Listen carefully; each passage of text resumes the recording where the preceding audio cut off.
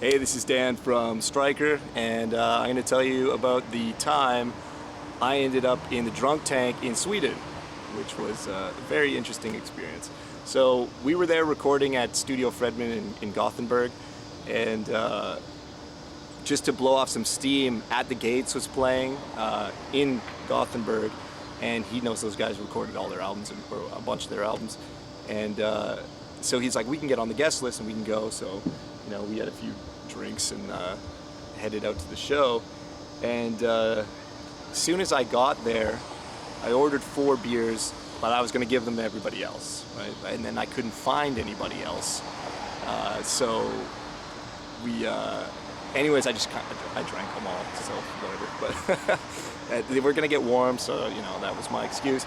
And then it got to the point where I had clearly had too many beers at the show, and I walked out of the venue, and when I went to walk back in, the security guard said, like, you can't come back in, you're too drunk. And to be fair, I didn't think I was. I thought it was pretty, like, you know, it wasn't too bad, but I don't know. Anyway, so anyways, Chris, our guitar player, he came out for a smoke and saw me out there. And he's like, what are you doing out here? I mean, I don't smoke, so I'm just standing around outside. And I was like, well, I got kicked out. They're not letting me back in. And he's like, you know what? Just put your hood up and just walk back in. Like, it'll be fine. But like, this is funny because, you know, we had a few drinks because we were probably like 10 feet away from the guy who just kicked us out. And we're like hatching a plan right in front of him to like walk back in. So I go to walk back in. The dude just grabs me. He's like, nope, you're out of here. The cops are coming. You're going to jail. And I'm like, what? Like, this is kind of bizarre treatment. Anyways, they took me into like a back room and like searched me and everything like that. And they're like, the police are coming. And I was just like, what?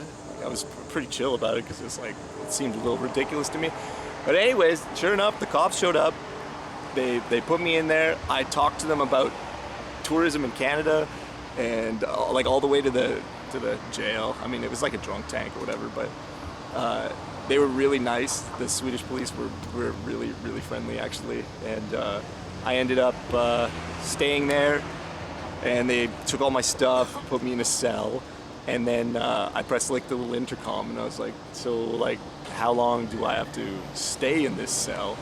And they're like, well, the maximum we can keep you is, I think they said 6 hours. And then I'm like, well, how long do I have to stay? And they're like, 6 hours. So I was like, ah, shit. So at the time, I think, like, I didn't even really know the address of our studio.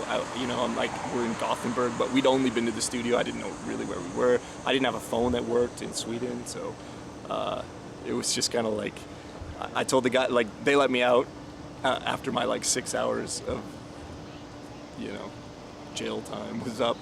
And they, I asked the guy, I was like, man, can you like call me a cab or something? He's like, I have no idea where I am. They're like, we're not allowed. And I was like, whoa, I'm just gonna like wander out into the street and I have no idea where I am.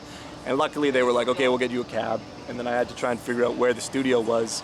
Got back there, climbed the fence, got in. Someone else had thrown up outside. So you can tell that the night was pretty crazy, but yeah, and then I got back safe. And luckily, it was about halfway in between, like the venue was here, and the studio was here, and the police station was like right in the middle, and it was like half the price for a cab ride, so it kind of saved me some money. So in the long run, it was okay.